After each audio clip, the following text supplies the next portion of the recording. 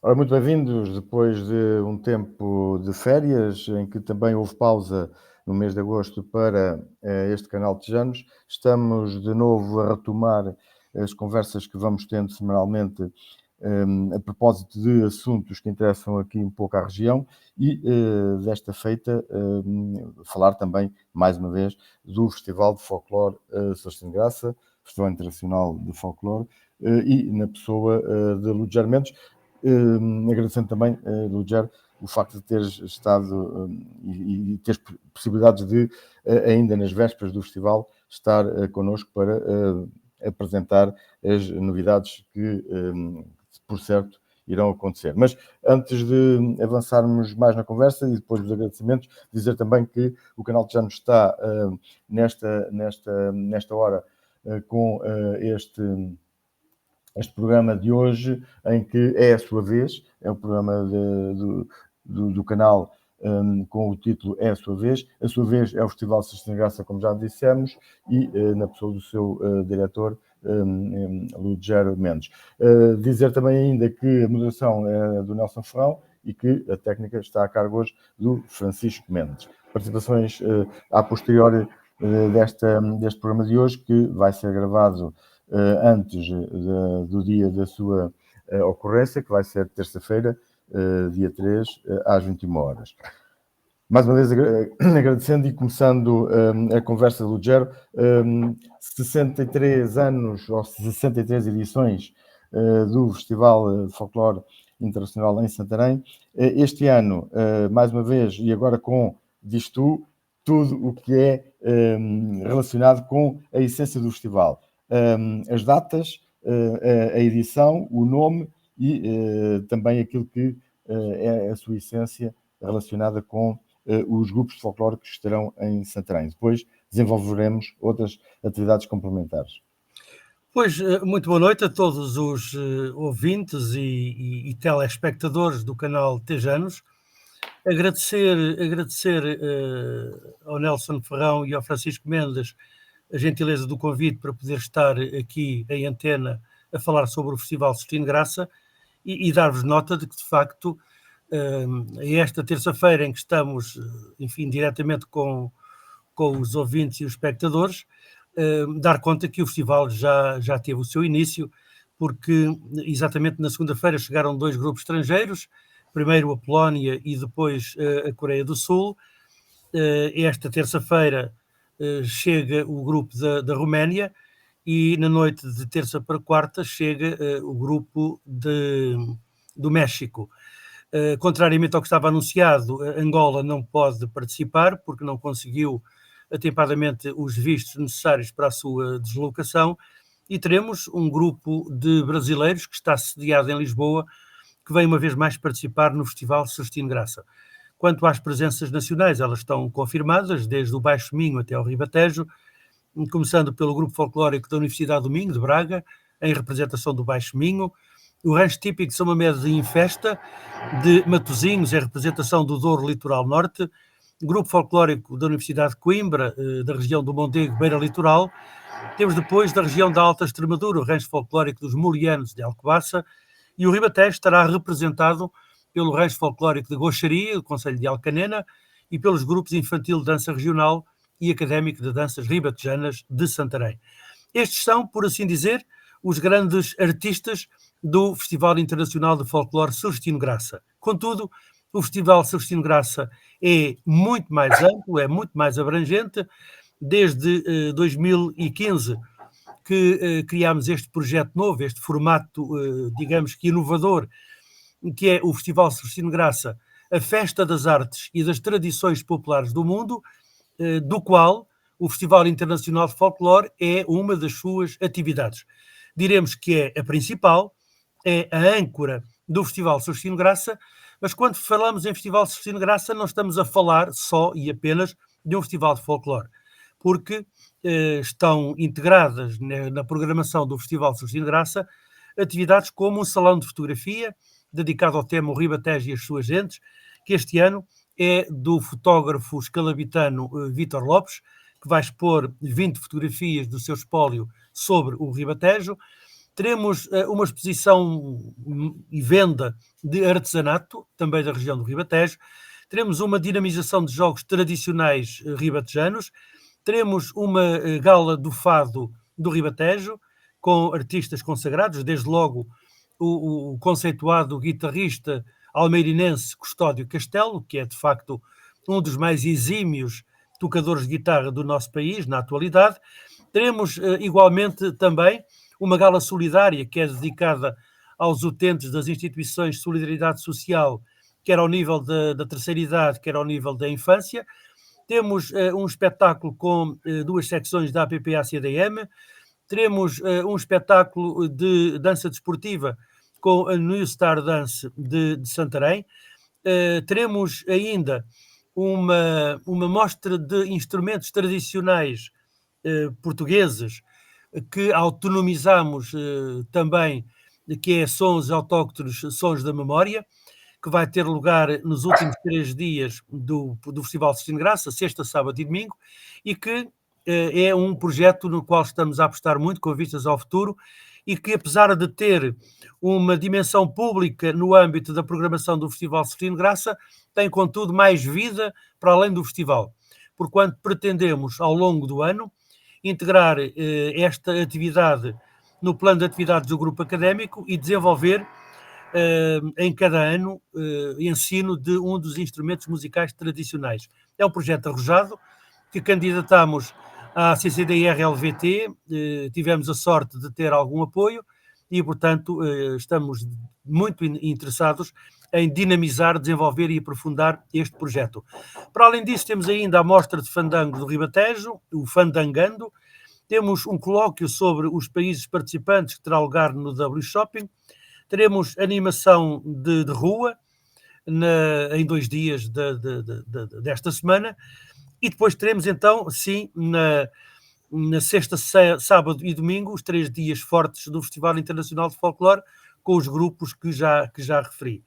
Por isso, temos muitos atrativos para que quem nos escuta possa chegar à Casa do Campino e apreciar a exposição, apreciar o artesanato, degustar a nossa gastronomia, porque também teremos gastronomia ribatejana ali assim ao dispor de quem nos visita, e portanto este é de facto hoje já um projeto muito arrojado, sentimos que sim, pluridisciplinar, complementar entre si, todas as atividades que estão propostas e que vamos promover têm um fio condutor que é a tradição, mas não é a tradição que se limita exclusivamente ao Ribatejo, mas é as artes e as tradições populares do mundo. É assim que queremos, enfim, tanto quanto possível, valorizar o nosso projeto. Estamos, naturalmente, a dificultar a nossa vida, porque seria muito mais simples fazer só um simples Festival Internacional de Folclore com os espetáculos dos grupos folclóricos nacionais e estrangeiros, mas sentíamos que era um esforço inglório, porque temos possibilidades com os grupos estrangeiros, com os grupos portugueses, com algumas associações da nossa região, nomeadamente do nosso concelho, e com a disponibilidade de utilização da Casa do Campino, seria efetivamente muito, muito redutor limitarmos a fazer apenas o Festival Internacional de Folclore. Daí que o Festival Internacional de Folclore é a alma do projeto, mas o projeto é muito mais do que folclore. Muito bem. Ficámos já com a resenha daquilo que está previsto em termos da estrutura do Festival Folclore, também no contexto em que ele irá decorrer, mas irá decorrer ao longo do ano e do plano de atividades que o grupo académico pretende para o festival e da sua própria organização em si, enquanto festival de folclore. Diz-me só uma coisa em relação, e a propósito daquilo que disseste, e dessas novidades, e de estender, ou de ser o festival uma peça do plano de atividades do grupo. O ano passado tinhas falado também em algumas alterações que estariam previsíveis para o futuro.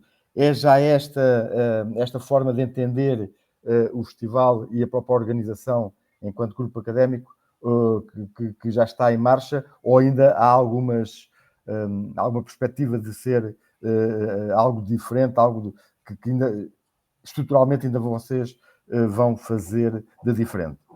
Nós temos uma intenção, um objetivo de criar atrativos para o festival. Queremos, de alguma maneira, surpreender o público do festival. Nós temos, felizmente, um público fiel. Criar outros atrativos para trazer outros públicos. Esse é um grande calcanhar de Aquiles que efetivamente nós sentimos quando há relações, quando há espetáculos que têm a palavra folclore, muita gente não se sente atraído. E por isso nós, na designação do festival, não temos o termo folclore. Festival Sustino de Graça, Festa das Artes e das Tradições Populares, porque de facto não temos só folclore.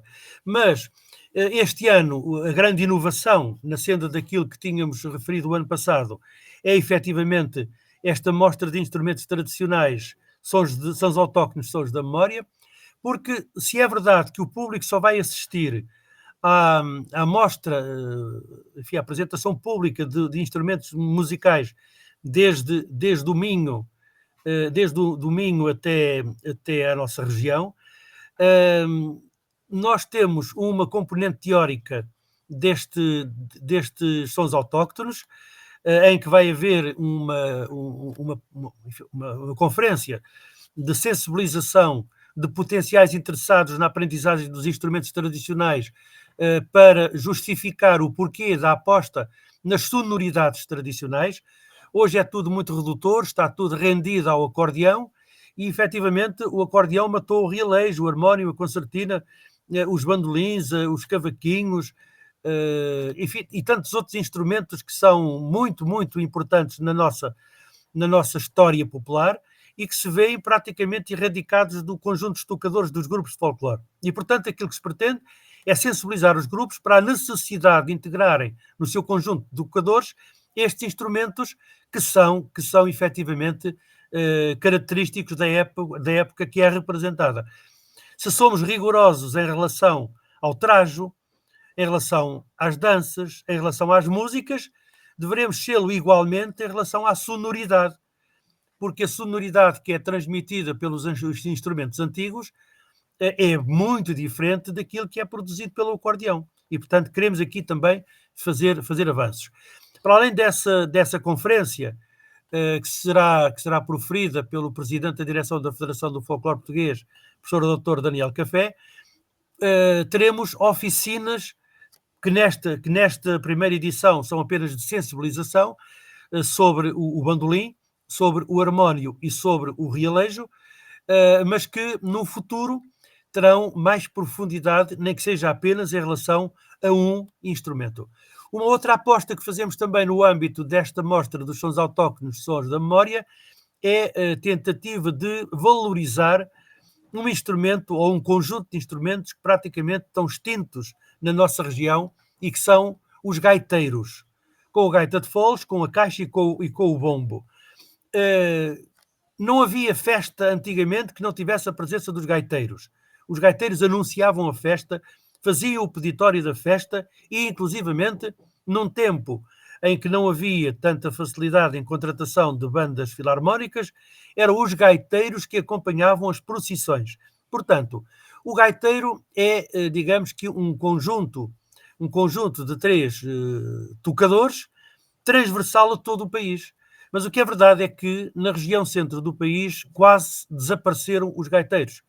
São exceções aqueles que acontecem. Nós vamos ter os gaiteiros que vêm de Eira Pedrinha, de Coimbra, e teremos um outro tocador de gaita de foles que vem de Peniche.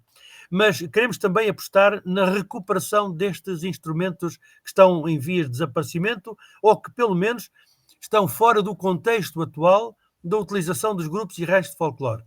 Portanto, esta é a iniciativa. O outro projeto que nós já começamos há alguns anos e que está perfeitamente consolidado, embora tanto quanto possível vamos integrando novas componentes em cada ano, é o projeto Ribatejo com Tradição, no qual nós incluímos o fandangando, os jogos tradicionais, o artesanato, a gastronomia, o salão de fotografia e também a gala de fado. Mas temos um projeto, outro, que é o de tentar fazer a gravação áudio e vídeo de histórias de vidas de pessoas que nos falem do Ribatejo Antigo. É um projeto que nós igualmente queremos candidatar a algum apoio, porque para ser feito com qualidade tem os seus custos, em termos de captação de imagens e de som e de produção, de edição pós-produção, e estamos também a fazer isso, mas temos mais ou menos estruturado o projeto dessa iniciativa e que vamos tentar desenvolver no plano de atividades de 2025. Depois, logo se verá se vamos fazer em podcast, vamos fazer a divulgação dos trabalhos realizados nas pesquisas e recolhas, ou se eventualmente vamos fazer uma gravação de DVD com algumas dessas entrevistas e também, eventualmente, uma publicação em livro com as narrativas que nos vão ser transcritas. No fundo, aquilo que nós sentimos é a necessidade de preservar as memórias que estão cada vez mais tenues, mais batidas e a desaparecer. Nós estamos a ficar sem interlocutores que nos possam descrever um tempo passado que ainda é próximo para muitos de nós, sobretudo, enfim, da nossa idade, mas os mais novos, enfim, não têm noção do que era essa vivência, do que eram esses cotidianos, e, portanto, impõe-se registar e disponibilizar para que lhe possam fazer o uso que quiserem.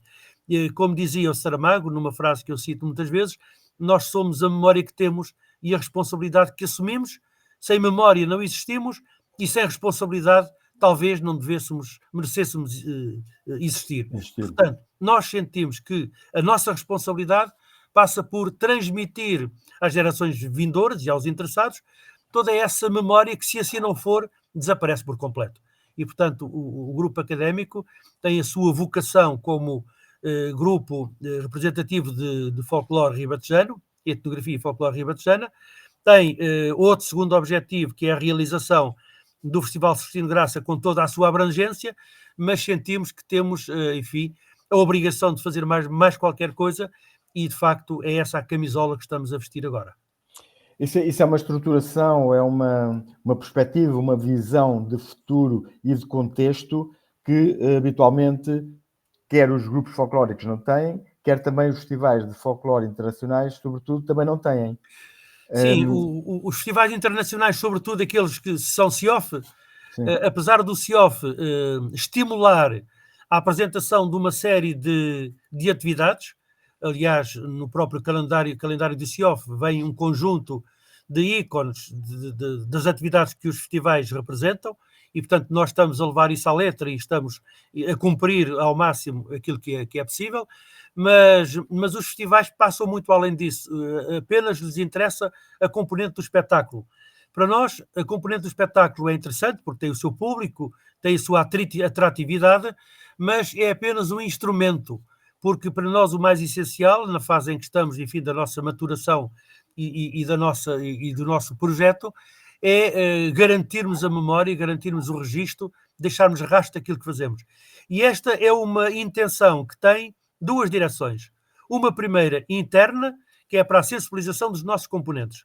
Os nossos componentes, muitos deles também não estão, digamos que ainda sensibilizados completamente para a necessidade de fazer este trabalho de recolha e de preservação da memória.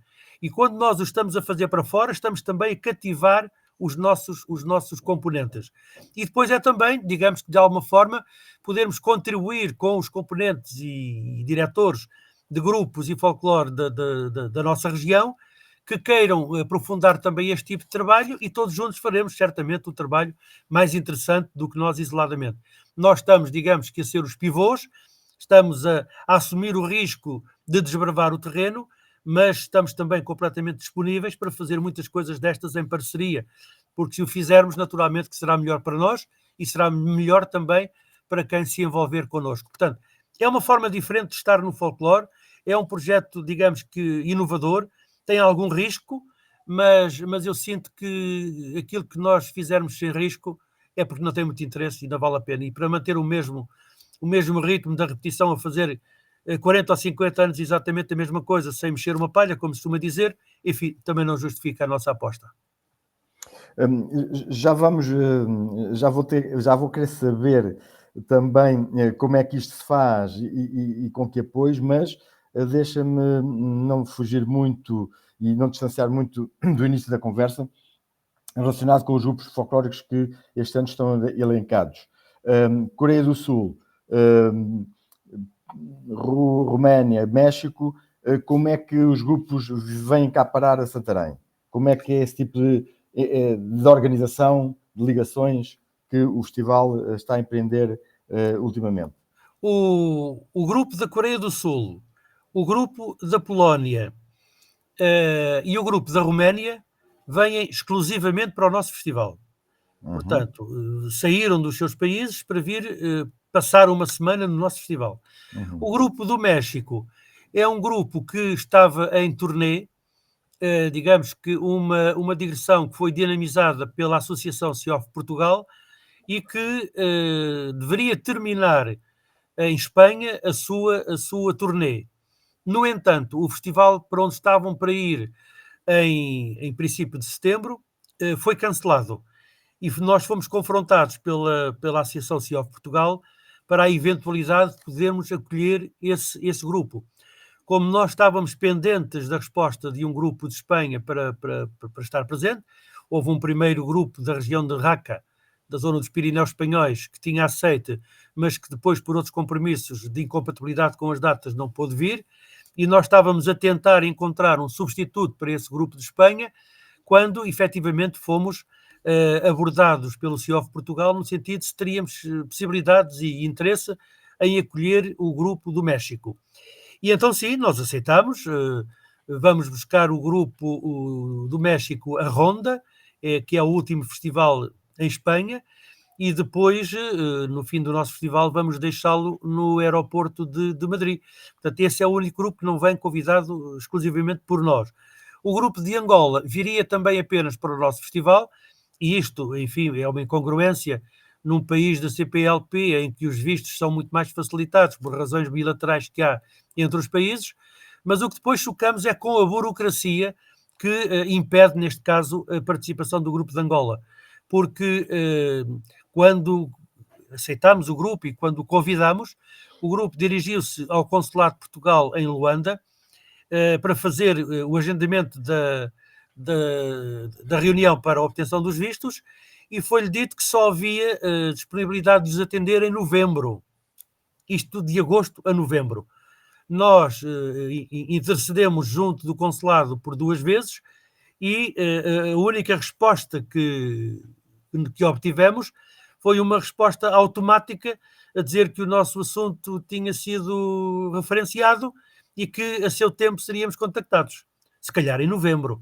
Portanto, isto são coisas que não se admitem.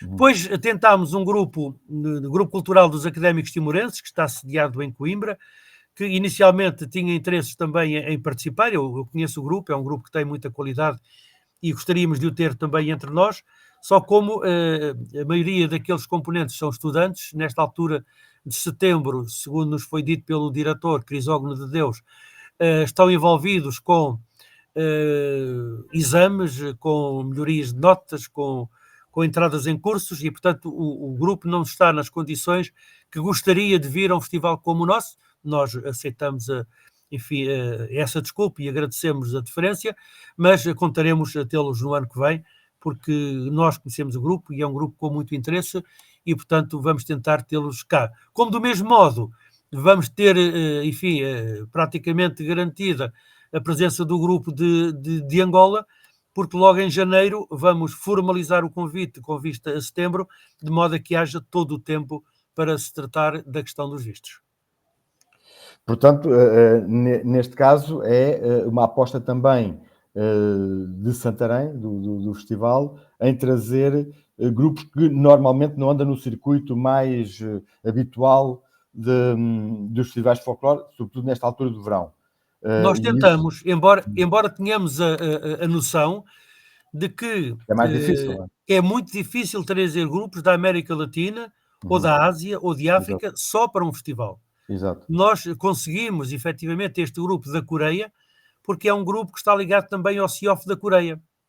E, tanto quanto penso, é um grupo que terá alguma disponibilidade financeira, tanto que é um grupo que vai ficar... É o primeiro grupo a chegar, tanto na segunda-feira chegou o grupo, e só vai embora na terça-feira, portanto vai estar mais dias. E também o grupo da Roménia, por exemplo, é um grupo que já está em Lisboa e chega a Santarém exatamente nesta terça-feira. Portanto, veio 3 dias antes para estar em Lisboa. O grupo da Polónia vai prolongar a sua estadia em Portugal mais 2 dias que fica em Lisboa. Portanto, são grupos que têm alguma disponibilidade financeira para fazer apenas uma viagem. Agora, efetivamente, nós estamos profundamente conscientes e empenhados na necessidade de fazer enfim, acordos com outros festivais, de Portugal ou de Espanha, para trazer grupos que de outra maneira é mais difícil virem, nomeadamente os da América Latina, como dizia. O caso do México, se não fosse por via desta turnê que estão a fazer, certamente que não os conseguiríamos ter, mas tentamos sempre ter grupos só nossos, porque é uma forma de valorizar o próprio festival, porque há público que vai a muitos festivais, e quando está sempre a ver os mesmos grupos, depois afinal não vale a pena. Vemos todos, e nós queremos também ter aqui, digamos que a componente interessante da novidade. Exato. E isso é sempre salutar e é bom, e também é a diversidade que se oferece aos públicos, neste caso ao público de Santarém. Sim, sim. Deixa-me só aqui sistematizar duas coisas. A propósito daquilo que disseste, e ainda nesta parte dos grupos, depois já iremos às outras atividades. Espanha não vem nesse caso este ano? A Espanha não virá, certamente. Sim. Embora nós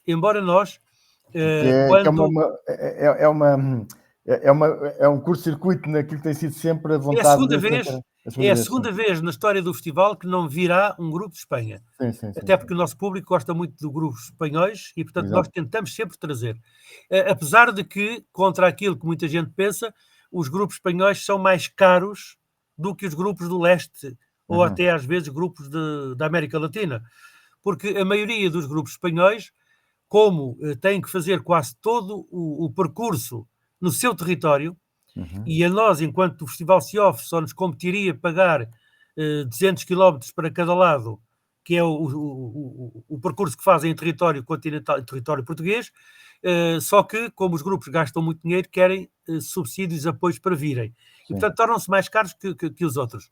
Mas, efetivamente, nós tentámos ainda, em desespero de causa pela ausência de Angola, tentar que viesse um grupo de Espanha, nem que fosse só por 1 ou por 2 dias, o que naturalmente implicaria que tivessem que ser grupos aqui próximos da fronteira com Portugal.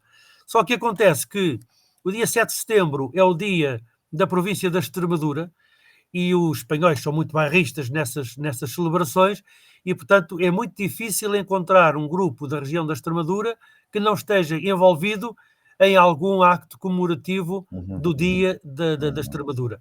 Enfim, nós diligenciamos, ainda não é um dossiê que esteja fechado, embora ao dia 2, naturalmente, eu acredito que não é muito viável conseguirmos ter Espanha.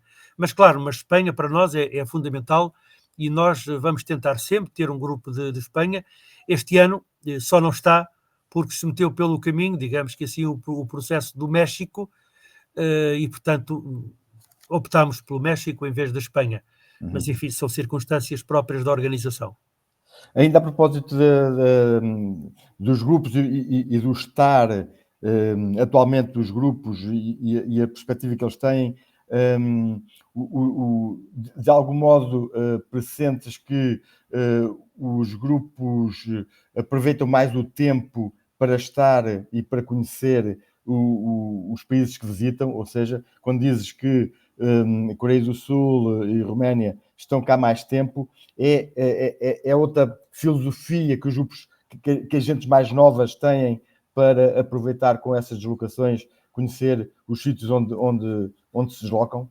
Eu penso que sim. Aliás, nós, no âmbito da organização do festival como CIOF, temos que disponibilizar um dia livre para os grupos e que nós normalmente oferecemos aos grupos uma visita a Lisboa, porque, enfim, nós também sabemos por nós próprios, quando vamos com o académico ao estrangeiro,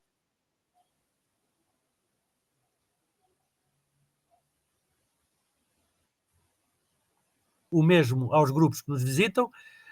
Há grupos como a Polónia, por exemplo, que quer sempre ir visitar o Santuário de Fátima, e, portanto, vamos fazê-lo também. Aliás, este ano, como a Polónia vai prolongar a sua estadia em Lisboa, nós, em vez de lhe oferecermos o dia livre para ir a Lisboa, vamos fazer ao contrário. Vamos levá-los de manhã a Fátima e à tarde vamos levá-los à Praia da Nazaré, porque para eles o oceano, a praia, também é algo que não conhecem e gostam de conhecer. Em relação, por exemplo, ao grupo da Roménia, a mesma coisa, veio mais cedo para estar em Lisboa, 2 ou 3 dias. Bem sabemos que Lisboa hoje é um destino turístico que está na moda, mas os grupos hoje evidenciam também outras preocupações. Agora, o que acontece muitas vezes com os grupos que estão nos circuitos de festivais é que são quase grupos profissionais e que, para eles, aquilo que lhes interessa mais é os ensaios e dançar para o público. Não se envolvem em muitas atividades complementares. Nós, de resto, também, do programa das atividades complementares que temos no nosso festival, também poucas envolvem os grupos estrangeiros. Os grupos estrangeiros fazem ateliês de dança para crianças em ATL, vão fazer um ateliê de dança na APP-ACDM, têm um colóquio sobre os países no W Shopping, têm a animação e têm os espetáculos. Num próximo ano, talvez quando no 65º aniversário do festival, tentaremos fazer um congresso internacional de folclore, aproveitando os diretores e os diretores técnicos dos grupos estrangeiros e alguns, enfim, especialistas portugueses, para discutir questões relacionadas com a forma como o folclore está a ser, digamos que, utilizado nos diversos países. Se é só em termos de performance, se é em termos de estudo, se lhes interessa a componente patrimonial de defender a memória, se é a componente espetacular artística ou estética. Queremos fazer um congresso internacional envolvendo os dirigentes dos grupos estrangeiros que estiverem connosco, porque, enfim, em termos de custos, é a única possibilidade que temos de fazer um congresso desta natureza, e então envolveremos aí os grupos estrangeiros, pelo menos a nível da sua responsabilização técnica, em mais uma atividade. Mas sentimos efetivamente que os grupos hoje, que aqueles que vão ao estrangeiro e que vêm, no caso concreto, a Santarém, têm mais disponibilidade do que os outros. Como o grupo da Coreia vai estar no dia 9 livre, perguntaram-nos qual era o custo que podia ter alugar um autocarro para irem visitar Sintra. Portanto, lá têm referências em relação a Sintra e claro, nós vamos levá-los a Sintra, em vez de os levar a Lisboa, vamos-los a Sintra. A diferença também não é muito grande, mas nota-se que sim, há de facto uma preocupação cultural mais intensa e há também uma disponibilidade financeira mais notória. Estamos aqui numa série de problemas bifurcados, por assim dizer, porque há aqui 2 ou 3 situações que convêm ser mais calculizadas. Mas eu, se calhar, em termos de condução da nossa conversa, já voltaríamos a essa parte, sobretudo em relação a esta parte que eu chamo do folclore renacionalista, por assim dizer, o reviver a um nacionalismo relativamente mais exacerbado agora do que antigamente, e sobretudo, aliás, com os fatos, muitos fatos na América Latina serem as cores das bandeiras, basicamente.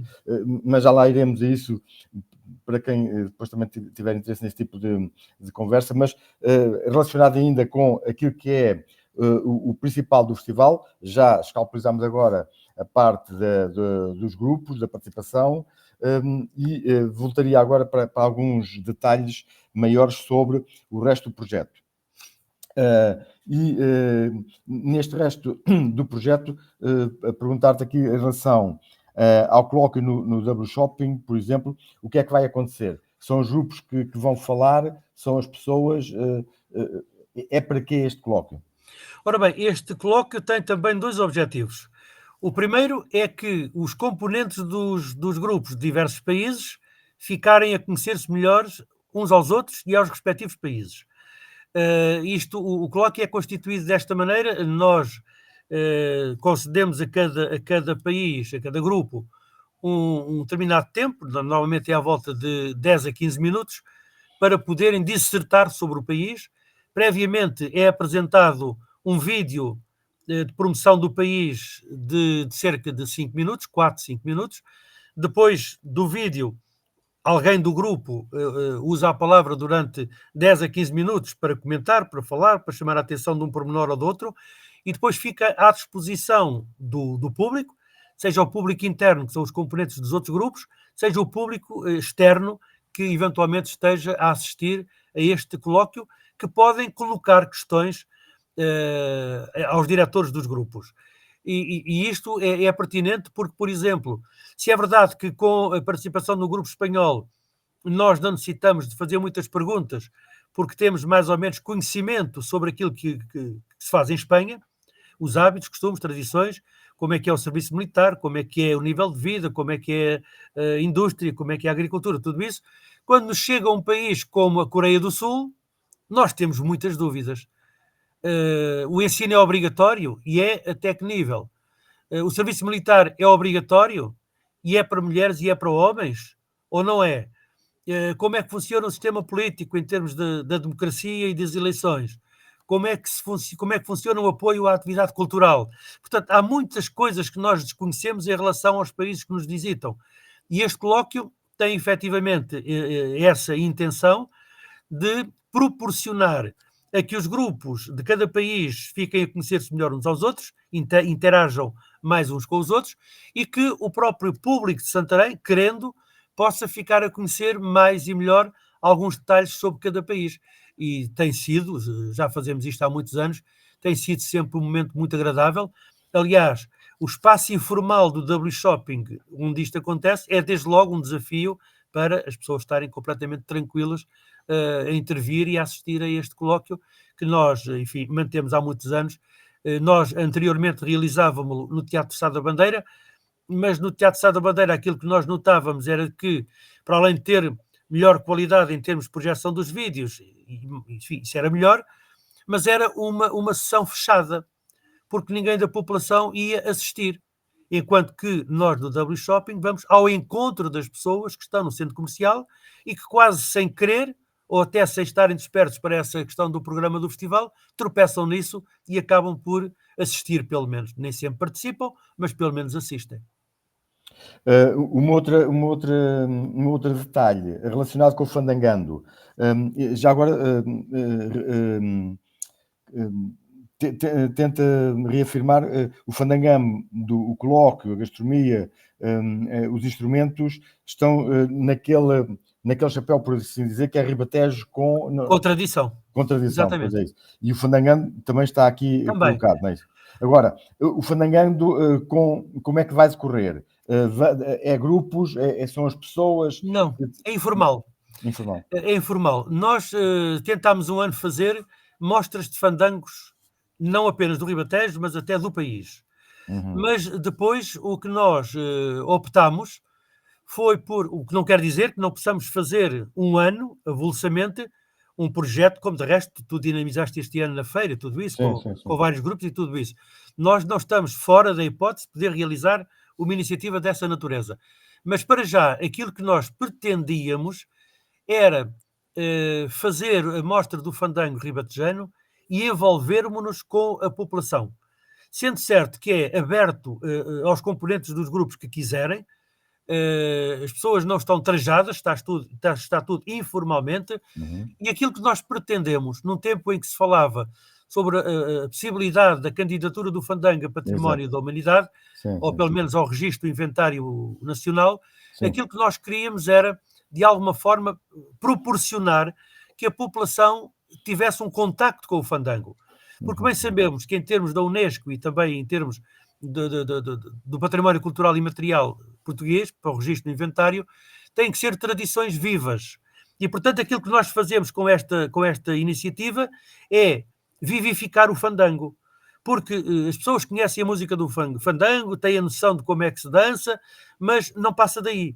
E, portanto, nós queremos, de alguma maneira, pôr as pessoas também a fazer um pezinho de dança, a ter a pose de dançar o fandango, para que o fandango se torne vivo na sua memória, efetivamente, mas também na sua prática contemporânea. É evidente que as pessoas não se vão pôr aí assim num sítio qualquer a dançar o fandango, mas quando ouvem o fandango sabem o que é, sabem como é que se dança, têm uma noção do que é o fandango.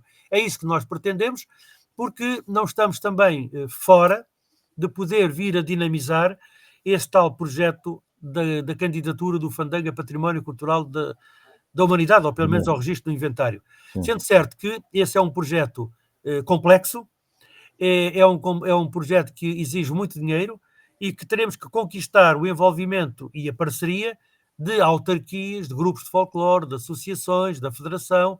Tem que ser um projeto muito bem definido e desenvolvido para termos sucesso. Porque quando se fala no fandango, é certo que o fandango é transversal a quase todo o país. É certo que o fandango é também uma dança espanhola. É certo que o fandango é também uma dança da América Latina. Mas o fandango do Ribatejo tem especificidades que, de alguma maneira, poderá valer a pena explorarmos para saber se o podemos propor, pelo menos ao registro do inventário, com a singularidade que ele tem no Ribatejo. Porque aqui no Ribatejo é uma dança de desafio ao nível da borda d'água. É uma dança que, mesmo na zona do bairro da Charneca, é tendencialmente dançado entre pares, homem ou mulher, e não é como no Minho, como no Douro, como nas Beiras, uma dança de grupo, ou de roda, ou tipo vira-doito, ou coisa assim. Portanto, há especificidades do fandango ribatejano que poderão justificar essa classificação. Como de resto, há também uma outra origem que tem que ser, enfim, melhor sistematizada em termos de investigação, que é a influência de Lisboa no fandango ribatejano. Porque nós, quando falamos do fandango, normalmente falamos quase sempre da Galiza, da origem galega, mas esquecemos-nos que nos finais do século XIX e princípio do século XX, como nos dá conta o Tinop na história do fado, o fandango era uma volúpia, era uma moda profundíssima em Lisboa. Vinham mestres de fandango espanhóis ensinar o fandango em Lisboa. Havia espetáculos de fandango nos teatros de Lisboa. E, portanto, os campinos dessa altura que levavam os touros para Lisboa, para as praças de Salitre, de Campo Santana ou de Campo Pequeno, e que lá estavam praticamente da Páscoa até setembro, passavam ali 4, 5 meses, porque os touros eram lidados várias vezes e eram transportados a pé, iam à unha de cavalo, como se dizia. Não havia transportes em caminhonetas para os levar, e os campinos estavam ali 3, 4 e 5 meses por ano. E, portanto, como os touros não eram tratados todas as horas, era de manhã e à noite, havia muito tempo para ir para as tabernas das hortas conviver com os alfacinhas, onde se batia ao fandango, como se dizia antigamente. E, portanto, aí vem uma influência muito grande e do meu ponto de vista, o fandango da borda d'água é muito inspirado nesta modividência dos campinos em Lisboa. Por isso é que este tipo de fandango quase se circunscreve à zona da Lesíria, que é a terra dos campinos, e não tanto ao bairro e à Charneca. É um outro caminho que tem que ser devidamente pesquisado para ver se sim ou não. Isto que eu tenho como senso comum tem, digamos que, confirmação científica. Mas se tiver, ainda valoriza mais e justifica a candidatura do fandango ribatejano ao registro do inventário do património cultural e material. Dentro deste tipo de preocupações que agora aqui deixaste e que também o festival e o plano de atividades do grupo também começa a espelhar, deixa ouvir-te mais sobre esta ideia. Os velhos estão a morrer, temos que acautelar, recolher, fazer a recolha de algumas coisas que ainda possam retratar um tempo que atualmente já não é assim. Mas esta sempre foi e tem sido ao longo do percurso da história e da teoria da etnografia, um pouco a preocupação de alguns e não a preocupação de outros. A minha questão para tentarmos dar alguma luz a este aspecto era como é que, atualmente, na tua opinião, se pode cativar gente nova para interessar-se por estes temas antigos e fazê-los atuais? Bom, tem que haver uma grande aposta na sensibilização. Uhum. Primeiro, os jovens, para se deixarem envolver em projetos desta natureza, têm que estar muito empenhados, digamos que na afirmação da sua identidade regional. Nós vivemos um tempo em que as identidades estão a esbater-se, e cada vez mais, porque até há uma década vivíamos numa sociedade mais ou menos homogénea, e hoje cada vez mais se nota a heterogeneidade que constitui as nossas sociedades. Veja-se no caso de Santarém, o número de pessoas que nós encontramos que não são portuguesas, não são de outras regiões e que nem são da Europa. E, portanto, isso vai alterar naturalmente a postura e o posicionamento da visão das pessoas. Agora, nós queremos efetivamente, respeitando a diferença e naturalmente sem pôr em causa que todos façam essa afirmação da sua identidade, nós queremos também, naturalmente, salvaguardar a identidade que é a nossa matriz cultural.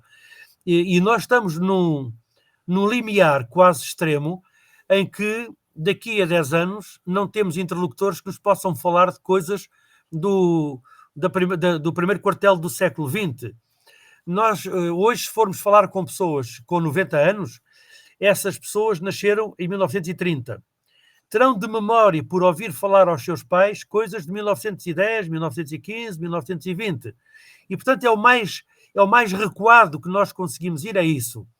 E nós, naquele projeto que é para Memória Futura, que é o tal registro das histórias de vida que queremos fazer, passa muito por tentarmos encontrar esses interlocutores que nos possam transmitir os seus conhecimentos sobre essa vivência para registarmos e para disponibilizarmos o conhecimento sobre ela a todos os interessados, sejam especialistas, sejam académicos, ou sejam pessoas simples. Esse é o nosso empenho em criar, digamos, que essa base de dados para não perder a relação com a memória da nossa região. Depois, o uso será o que quiserem dar-lhe, naturalmente dependendo dos interesses que cada um possa ter. Agora, nós sentimos a tal obrigação de criar condições para não deixarmos partir de boca fechada estas pessoas. Como sabes, eu tenho um programa de rádio que tem muitas entrevistas a pessoas, enfim, simples do nosso Ribatejo, e isso tem-me dado alguma experiência para as entrevistas que vou passando e os contributos que ali estão a todos os níveis. São coisas fabulosas. E o desgosto que eu tenho de ter deixado partir alguns sem os ter entrevistado. Mesmo alguns com os quais já tinha, digamos que, acordado a oportunidade de fazer uma entrevista. E, infelizmente, por circunstâncias da vida, as pessoas faleceram e eu não consegui fazer essa entrevista. Há um caso até de um tocador das Abitureiras que tocava bandolim, morava ali na Moçarria, e esse senhor vinha assistir à gala solidária aqui ao festival. E também é uma iniciativa que a Câmara teve há uns anos, em parceria com o Conservatório, que iam ensinar umas cantiguinhas aos lares, aos idosos, e depois eles tinham um encontro no Teatro Sá da Bandeira. E esse senhor, que é o Tio Virgílio, eu disse-lhe, Tio Virgílio, eu tenho que ir gravá-lo para o senhor me partilhar essa sua sabedoria. É quando você quiser e tal. Nisto passou um ano e estivemos outra vez juntos e eu disse, Sr. Virgílio, temos de fazer essa conversa, pá. Isto tem que ser, ver se conseguimos. Eu sei que você nunca faz a conversa. E passado 2 ou 3 meses tive a notícia de que o Sr. Virgílio tinha morrido. E coisas que eu tinha mais ou menos previsto e que não consegui concretizar. Portanto, nós estamos num limiar em que perdemos essas oportunidades e já nunca mais temos essas oportunidades. É o Sim, que nós também tenho queremos. coisas dessas, sim, claro. Vamos tendo quem está no terreno ou quem vai estar no terreno vai se defrontando com essas Sim, sim, sim, dificuldades sim. e com essas inevitabilidades, sobretudo até mesmo em relação à recolha da música Sim, ou de músicas. isso ainda pior, pois. Exatamente, sim. Mas ponto, e até, como dizias, e agora posso também fazer aqui um pouco de confidência, abrir um pouco o leque, o Zé Sardinha está também nessa predisposição de poder fazer esses registros para memória futura com gente que, nesta altura, embora possam estar vivos, alguns que podem também já não querer estar disponíveis ou não estar em condições de poder juntar-se para uma conversa desse tipo. Tem São que as haver uma grande dificuldades. cumplicidade. Tem que haver uma grande cumplicidade em Exato, quem vai fazer a exato, entrevista e quem é entrevistado. Se não houver, exato. as pessoas não abrem a boca. É isso, é isso. Isso é o fruto da experiência desde 78, E quando as pessoas começámos têm também medo, neste. quando aparece alguém que não conhecem, têm medo de se abrir. Exato, exato, exato. Bom, mas estamos um pouco na reta final, ou a começar a chegar à reta final do programa. Em relação àquilo que é e o motivo desta conversa, foi o festival, ou é o Festival de Folclore. Já falámos dos vários níveis em que o festival se pode enquadrar, e até mesmo no enquadramento da atividade anual do grupo académico.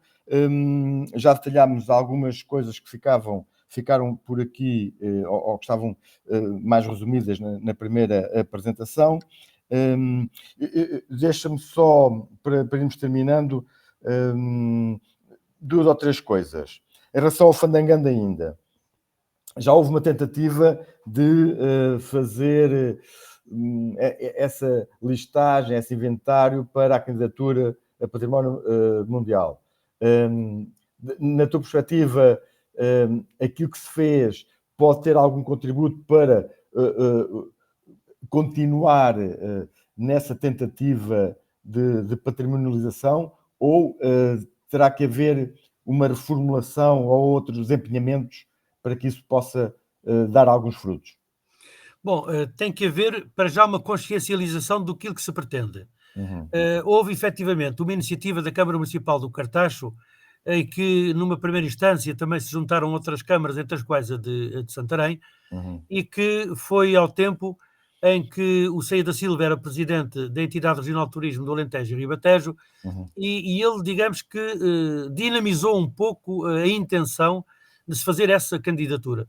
Aliás, ele sentia-se um bocadinho, digamos que, implicado no processo, porque, em termos de Entidade Regional de Turismo do Alentejo, tinha-se apoiado a candidatura do Canto Alentejano, bem sucedida, conseguiram-se outras, como a dos Chocalhos e a do Figurado Estremoz, e praticamente no Ribatejo não havia nada. Depois veio a conseguir-se a falcoaria de Salvaterra de Magos, mas não havia mais nada. E ele, enfim, teve a ideia de sugerir a hipótese de o Fandango se candidatar. A Câmara do Cartacho, digamos que foi a primeira a assumir essa intenção, e a própria entidade regional de turismo contratou uma empresa que estava especializada nesse processo. De resto, foi a empresa que dinamizou todos os processos anteriormente Anteriores. das classificações.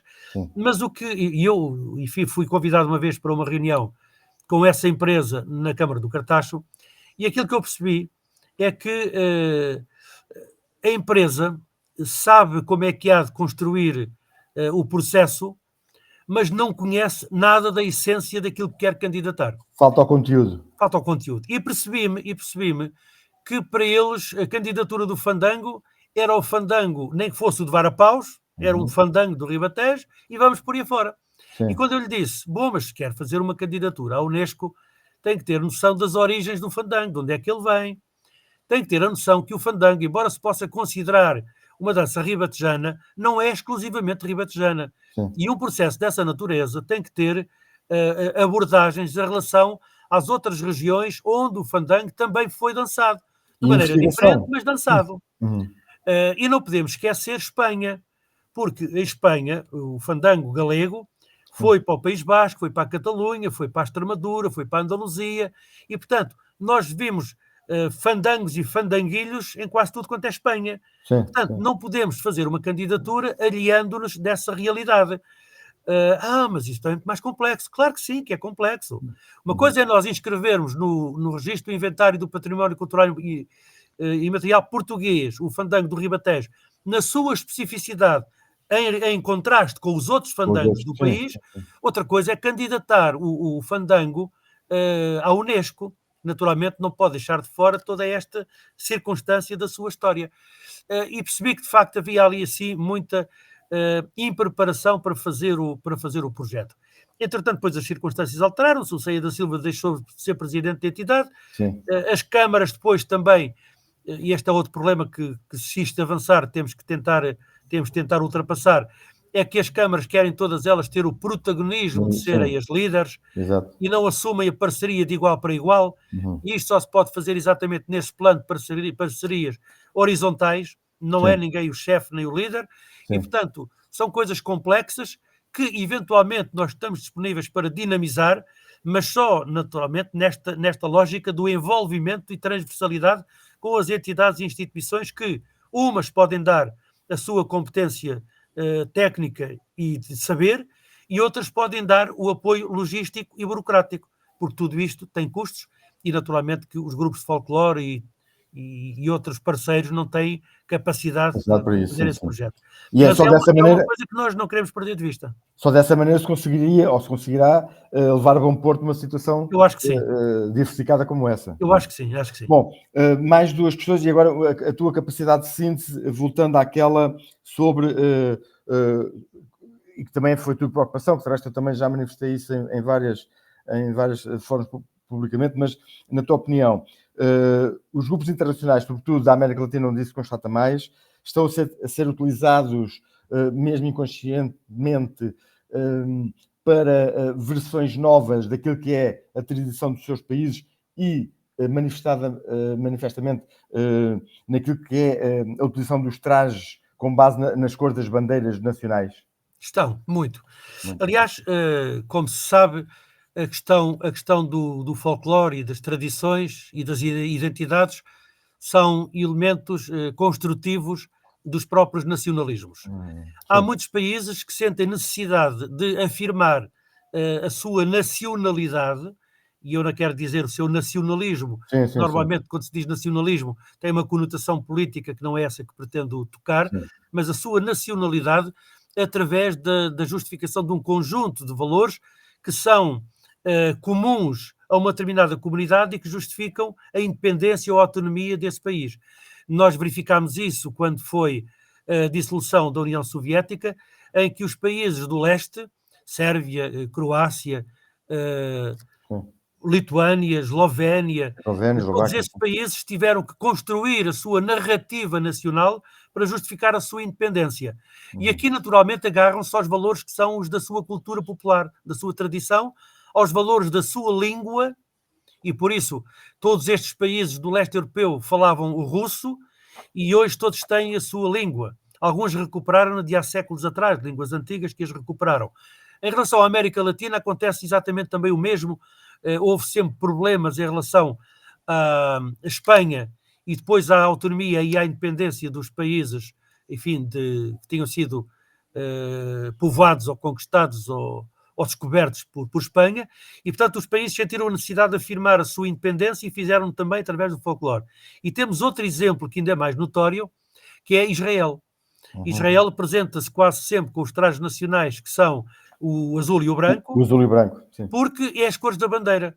E aí ainda justifica mais, do ponto de vista deles, pelo facto de haver judeus em todo o mundo e, portanto, a história deles está partilhada pelo mundo. E eles, não podendo representar a história de cada comunidade no país de acolhimento, fazem-no assumindo como uma bandeira, de facto, esse traje tradicional. E por isso, hoje, também, a nível do folclore, há o patamar da estilização, que é aquilo que permite, a partir das tradições populares, criarem-se obras novas ao nível da coreografia, da música e da indumentária. E, portanto, assiste efetivamente a essa afirmação. Nós verificamos muitas vezes, quando pedimos ao grupo descrições sobre a sua etnografia, que dizem que apresentamos o trajo nacional. o que quer dizer que eles, para além de terem os trajes regionais, têm um traje nacional que utilizam muito para as digressões do estrangeiro. Sim, sim. É isso. É bom ter essa consciência e também ter esse discernimento para também se perceber o que é que se está a ver quando um grupo estrangeiro, sobretudo, está em palco. Há uma certa uniformização. Exato, exato. Última questão, enfim, costumamos terminar sempre com uma questão relativa ao futuro. Do futuro já disseste mais ou menos do projeto e dos projetos que se pretendem. E eu pontuava só em relação aos apoios. Como é que estão a fazer para terem apoios para estes projetos e esta forma de encarar a etnografia e o trabalho dos grupos folclóricos? No vosso caso, como é que estão a tentar fazer para que os apoios sejam mais económicos ou menos económicos, possam contribuir para que estas ideias virtuosas possam tomar forma e tenham caminho? Bom, naturalmente nós não temos uma solução milagrosa, mas a experiência que já alcançámos ao longo de tantos anos ensina-nos que nós só conseguimos ter sobrevivência financeira nestas iniciativas se conseguimos potenciar as receitas e reduzir os custos. De outra forma, não conseguimos. O festival tem um orçamento de 65 mil euros. Nós, destes 65 mil, concretizaremos em termos de gastos cerca de 60 mil. A Câmara Municipal dá-nos metade, dá-nos 30 mil e nós temos que angariar os outros 30 mil, o que é, de facto, uma tarefa ciclópica. Mas o que nós temos vindo a fazer é constituir programas ou projetos, como é o projeto Ribatejo com Tradição e como é agora o projeto dos Sons Autóctonos, Sons da Memória, que candidatamos de forma autónoma para tentar, digamos que, incrementar as receitas. E, por outro lado, incluindo uma boa parte, não a totalidade, mas uma boa parte das iniciativas que fazem parte desses projetos na programação geral do Festival Celestino Graça, estamos a aumentar a qualidade e a diversidade do próprio festival e estamos também a otimizar os custos porque utilizamos os mesmos recursos logísticos. É assim, se nós fizéssemos numa outra época, tínhamos que estar a fazer novos cenários, criar novos palcos, a fazer mais publicidade, a fazer tudo isto. E nós assim concentramos estas coisas, poupamos esses recursos e conseguimos fazer mais com menos dinheiro. De outra forma não teríamos possibilidade. Agora, não haja dúvidas nenhuma que para uma associação sem fins lucrativos, como é o grupo académico, é muito difícil nós criarmos a sustentabilidade que desejamos para o futuro. Porque sem sustentabilidade financeira não há futuro. E esta é uma afirmação que eu transmito lá aos meus jovens e aos meus colegas dos órgãos sociais, que nós temos que alcançar como meta fundamental o break-even, como costuma dizer, que é a sustentabilidade. O festival tem que ter receitas estruturais que permita fazer face às despesas que não são pagas ou que não são apoiadas pelos subsídios oficiais. E, portanto, temos que ter imaginação, temos que ter empenho e arte para conseguir bater a portas, como foi agora a CCDR-LVT, como são outras que vamos tendo conhecimento e que nos candidatamos, e que só assim podemos potenciar as nossas receitas. Mas, naturalmente, que é algo difícil, e a parte mais desagradável é que é sempre imponderável, porque nós candidatamos os projetos e só muito mais tarde é que sabemos se temos ou não temos apoio. E nós podemos ter a programação feita e falta-nos o apoio. Mas pronto, são contingências que nós temos que assumir, porque nada disto é matemático, não é 1 mais 1 igual a 2. E nesse caso sempre passando por candidaturas, novas fontes de recursos e financiamentos para poder providenciar aquilo que é, ou pode vir a ser, a sustentabilidade de uma iniciativa como esta. Sim, até porque, já agora, Nelson, deixa só dizer isto, porque vem na sequência do que estás a dizer e é importante. Uma coisa que não se compreende, por exemplo, a candidatura da CCDR-LVT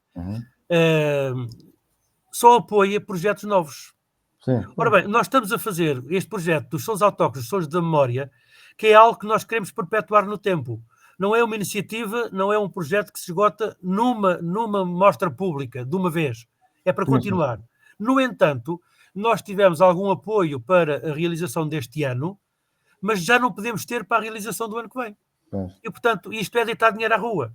Porque quando se faz um projeto e o projeto tem interesse, devia-se alimentar o projeto. E não. Cria-se a primeira edição e agora, olha, não tens dinheiro, deixa cair. É claro que nós não queremos deixar cair, mas é mais uma dificuldade acrescida que temos em cima dos ombros. E isto não parece que esteja correto. Não é bom, não é bom. E não é bom, né, soltar para dar incentivo a quem voluntariamente também vai fazendo com que culturalmente as coisas tenham outro desenvolvimento e Claro que sim. outra envolvência. Lugero, obrigado por Obrigado. ter estado presente nesta hora de conversa sobre e a propósito dos 63 edições do Festival Internacional de Folclore de Sistina de Graça e que também nesta conformidade tem o epíteto a Festa das Artes e das Tradições do Mundo e que irá decorrer na primeira semana agora de setembro e sempre mais ou menos nesta data que este festival vai decorrendo, estando as pessoas já da região sensibilizadas para quem quiser ter interesse nestes temas e agora com muito mais oferta e muito mais diversificada, poderem também apostar neste festival e na participação das atividades que ele vai promovendo. Obrigado, Lugero. Obrigado, eu é que agradeço a vossa atenção. Da nossa parte, do Canal de Janos, também agradecendo a todos aqueles que nos estão a ver e ouvir e que possam também participar com a sua opinião naquilo que aqui foi dito. Voltaremos na próxima semana. Daqui até lá, façam o favor de ser felizes.